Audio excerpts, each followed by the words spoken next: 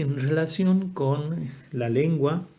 o la lengua del cantar, que interpretamos como una muestra de lo que puede haber sido el español, el castellano en el siglo XII, siglo XIII, sabemos que es una lengua que no está fijada, por lo tanto, ese castellano de la Baja Edad Media es una lengua fluctuante que tiene numerosas variantes, como ya comentamos con respecto al verbo decir, cómo aparece en la zona de cercana a Navarra, en la zona de La Rioja, cercana a Navarra, y cómo aparece en este poema que aparece registrado en una zona más central de España. Les recomiendo que vuelvan a mirar esa parte de los videos anteriores porque tenemos que entender que esta lengua está en pleno proceso de configuración, de conformación, y que va a lograr de alguna manera consolidarse a partir de la preocupación que ya hemos visto de la unidad lingüística y de la unidad territorial y religiosa de los reyes católicos, es decir, entre fines de la Edad Media y comienzos de esta modernidad. Bien, ¿cuáles son los rasgos por los cuales precisamente este cantar nos interesa? Nos interesa precisamente porque en esa construcción de una historia con cierto carácter dramático en el sentido de acción, ¿verdad? Como lo dijera Walter Ong, y como ya hemos visto en la primera parte del año, para dar esos rasgos que tienen que ver con esta fuerza de la acción, ocurren dos fenómenos. Uno es el que podemos llamar con Jenny Brume el de la oralidad fingida, es decir, esas secciones en las que los personajes hablan, se trata de reproducir el habla de esos mismos personajes de acuerdo a un rango social, de acuerdo a características personales, y de alguna manera eso nos podría llevar a mirar o a observar cómo habría sido el habla de esa época. Y por otro lado, hay un rasgo muy importante de este tipo de relatos, que es el rasgo de la verosimilitud. Es decir, que el cantar de gesta en su composición busca que los personajes respondan de alguna manera a rasgos que los hagan creíbles. Y por lo tanto, si bien el texto aparece fijado en el siglo XIV, se presupone que estos personajes hablan con un cierto tono arcaizante, lo que podría dar cuenta, y fíjense que siempre estoy hablando en modo potencial, que podría dar cuenta entonces de un estado de la lengua previo al momento en que se registró por escrito. Bien, como vemos, siempre nos mantenemos en este terreno un poco indefinido, pero creo que esta noción de este espacio indefinido no debe dejarse de lado, porque si no caemos en afirmaciones muy tajantes y eso nos impide mirar algunos otros aspectos relacionados precisamente con esta lengua que está en pleno proceso de formación. Bien, Entonces, para hacer una síntesis de lo que venimos diciendo y relacionarlo con lo que va a venir con lo que viene a continuación, les propongo este esquema. Entonces, les propongo pensar este texto, esta pieza literaria o esta pieza literario-musical, si quieren decirlo así, en el contexto de lo que significa el mester de juglaría. Es decir, un texto que, si bien está escrito, ha sido pensado principalmente para ser cantado y contado, sobre todo en las plazas públicas y en algunos casos también en las cortes de los señores feudales. Este texto se entronca a su vez con una tradición que es la de los cantares de gesta. No es el único cantar de gesta, hay otros cantares de gesta españoles, pero también hay cantares de gesta vinculados con otras regiones europeas. Y por otro lado, este carácter propagandístico que tiene que ver precisamente con esta performance, y de hecho,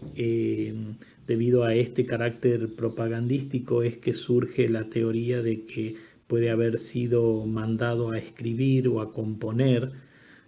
por el propio Cid. Bien, entonces si tenemos en cuenta esos tres grandes rasgos, podemos ver entonces que el poema tiene algunos elementos que hacen referencia precisamente a esa performance, a esa puesta en escena que ejecutaba el juglar. Como ya hemos dicho anteriormente, hay numerosos pasajes en donde la opinión del narrador juglar, o como ustedes decidan llamarlo, está bien, es como que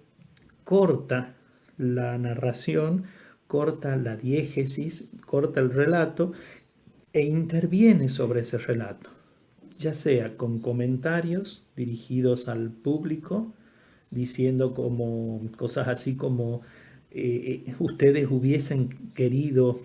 estar en ese lugar para compartir todas estas riquezas, o para saborear, hubiesen querido estar sentados en la mesa con el rey o con el Cid. Expresiones que apelan precisamente a esa parte del público que tiene que ver con imaginarse la escena que se está narrando. Y después, también ya lo hemos comentado, algunas intervenciones que tienen que ver precisamente con la paga por el servicio prestado, es decir, el juglar reclama vino para seguir narrando sus historias o como premio de la narración que acaba de realizar. Bien. Estos elementos, entonces, relacionados con todo este universo lingüístico y discursivo, y, por qué no, también literario, aspecto en el que no nos vamos a detener demasiado porque no es nuestro objetivo, se manifiesta a nivel lingüístico en algunos recursos como la predominancia de la parataxis. Es decir, que predomina las construcciones de carácter coordinado en relación con estructuras subordinadas, hablando en términos de la teoría gramatical clásica. Es decir, que esta parataxis tiene que ver con, sobre todo, con aquello que Walter Ong hablaba, y fíjense que estoy volviendo constantemente a las clases anteriores para que vuelvan sobre esos videos. Como decía, Walter Ong hablaba precisamente de ese carácter de aditivo, es decir, que se van agregando elementos y en ese procedimiento de agregar elementos, el componente lingüístico más característico, como también ya lo hemos dicho, y más prototípico, es la conjunción copulativa e. ¿verdad? Entonces, hay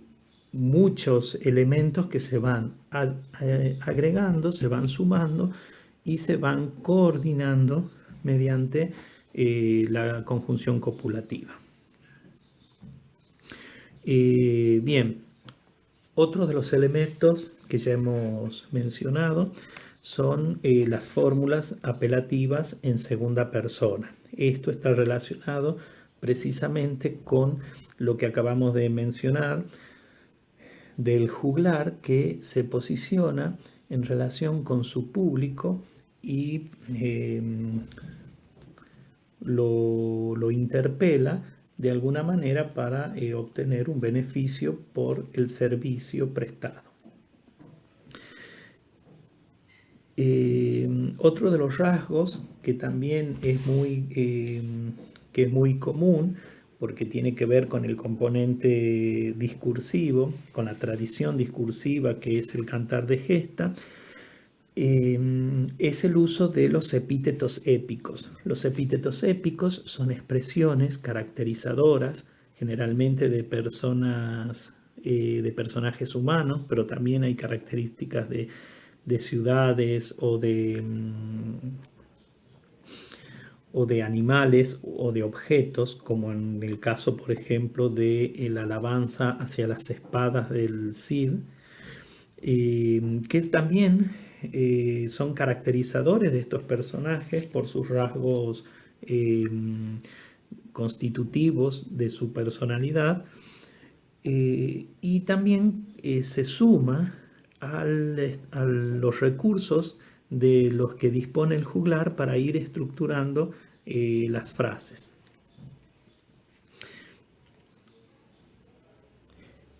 También tanto en la relación que establece el juglar con el público, como las relaciones de los personajes entre sí al interior de la narración, aparecen obviamente formas y fórmulas de tratamiento que tienen que ver precisamente con la creación, con la representación, digámoslo así, en términos de representación escénica, de escenificación de las relaciones sociales que se establecen entre estos sujetos y que dan cuenta de la estratificación social de la época medieval. Cuando decimos formas, acudimos o pensamos en formas pronominales, y cuando hablamos de fórmulas, recuerden que hablamos de sintagmas nominales que hacen referencia a estas relaciones de poder. Todo esto ya lo vamos a ir desplegando uno por uno. Bien, otro de los recursos que también tiene que ver con la idea de crear este dramatismo o esta puesta en escena dentro de la narración es el uso del discurso directo. Es decir, pasamos de una instancia meramente narrativa a una instancia en la que se ponen a interactuar en diálogo estos personajes. Cuando decimos diálogos, pensamos en la relación intersubjetiva. Muchas veces no son diálogos, sino son órdenes, son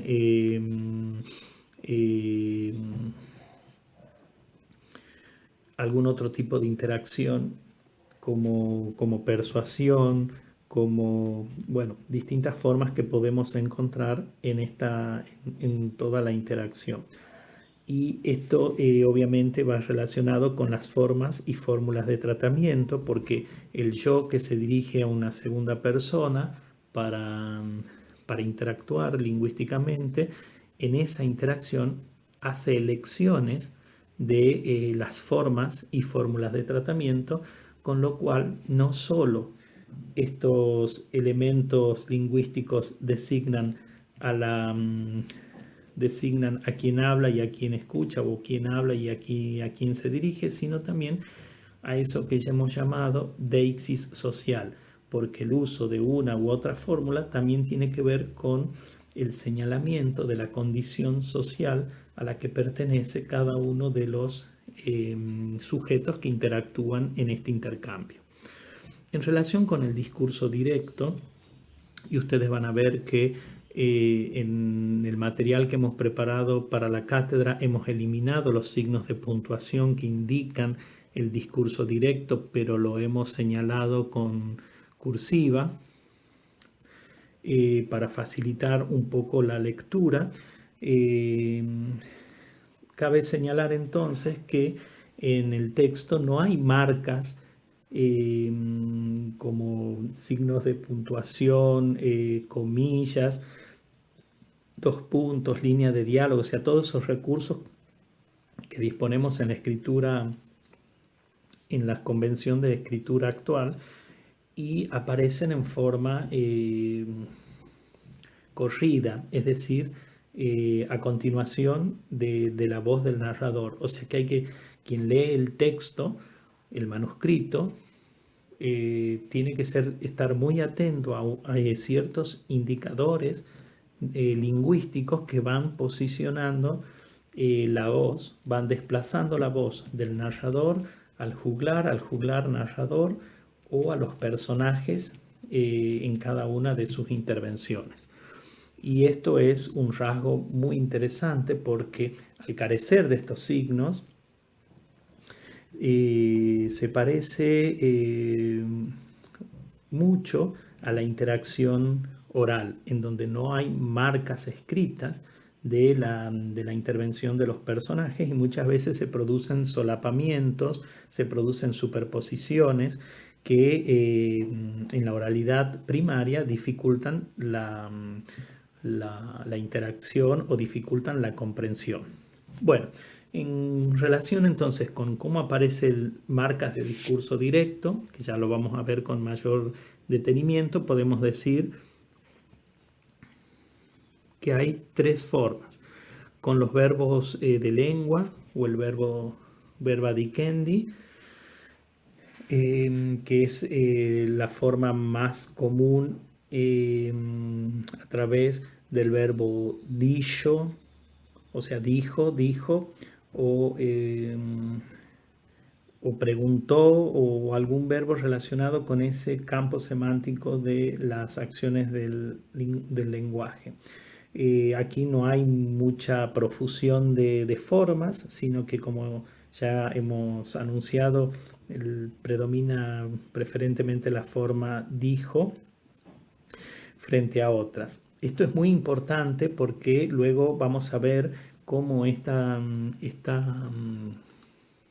práctica se conserva en las prácticas coloniales, pero no nos adelantemos todavía a eso. La idea es mostrar que hay una línea de continuidad en un universo donde la escritura es un recurso del que disponen pocas personas. También tenemos formas de introducir ese discurso directo o estilo directo, si quieren llamarle también, con verbos que no son estrictamente verbos de lengua o verba dicendi, y tienen que ver precisamente con esto que ya hemos dicho a lo largo de estas clases. Generalmente verbos que expresan acción, que tienen que ver con un movimiento o una dirección del gesto o del cuerpo que precede a una instancia ilocutiva. Por ejemplo, al comienzo del poema se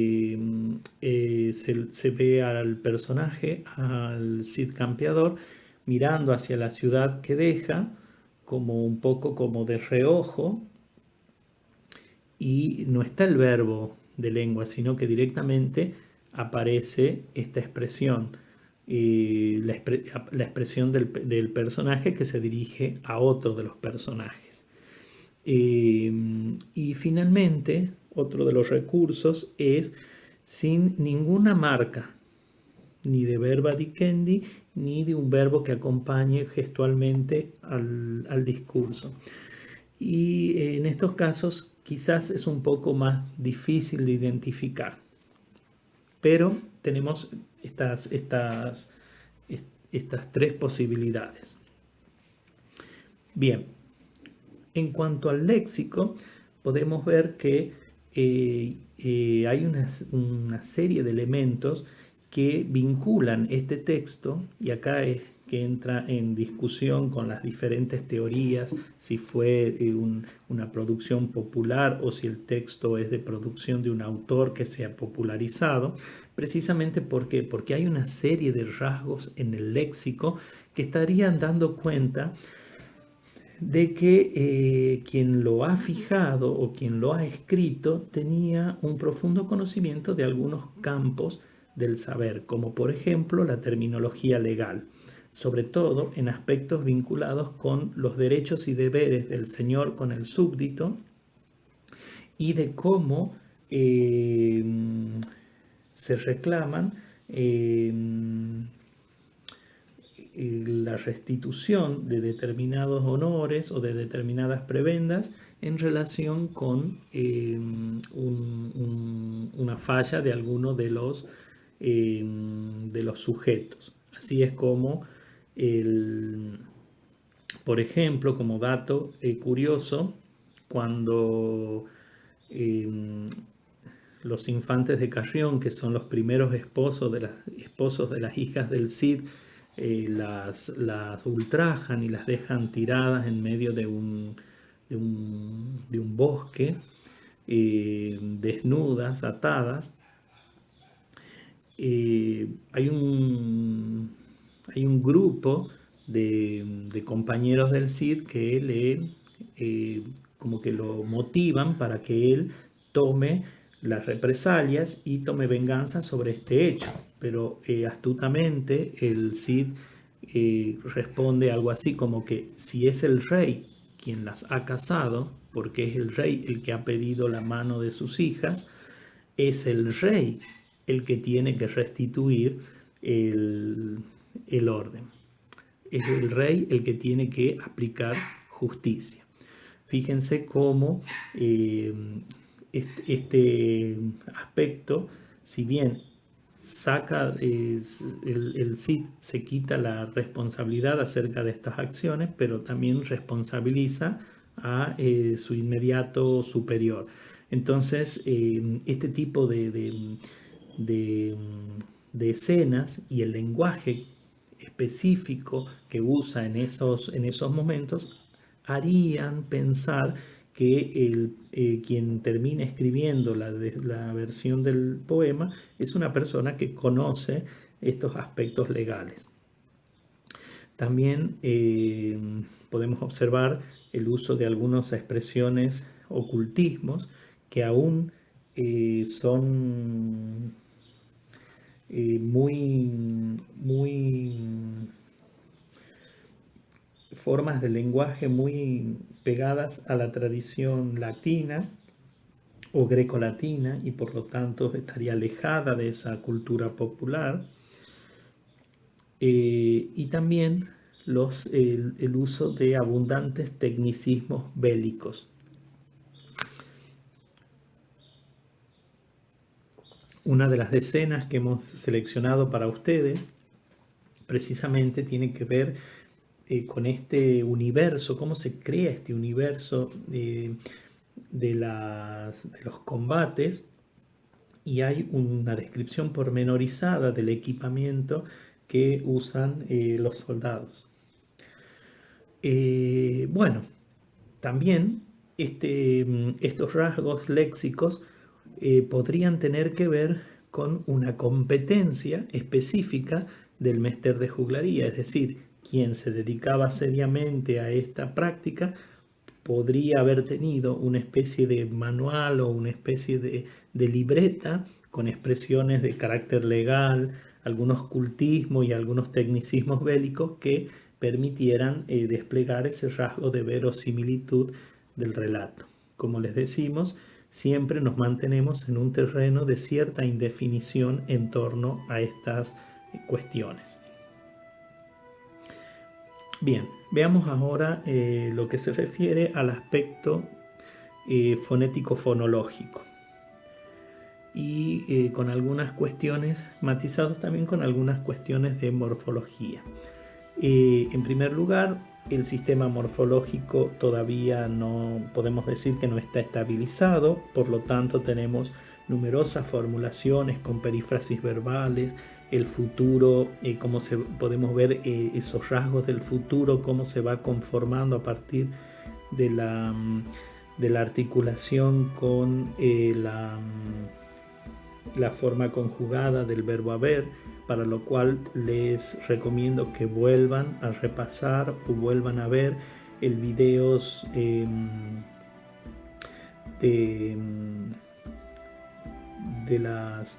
de los comprimidos de morfosintaxis histórica, en donde desarrollamos específicamente el tema del verbo. Otro rasgo muy característico del poema de Gesta, y que no necesariamente tiene que ver con un rasgo lingüístico de la época, hablando en términos del habla común, es lo que se llama la E paragógica. La E paragógica es, como su nombre lo indica, y volvemos a los fenómenos fonéticos de adición de sonidos. La paragoge es la adición de un sonido al final de la palabra. En muchos casos, para lograr la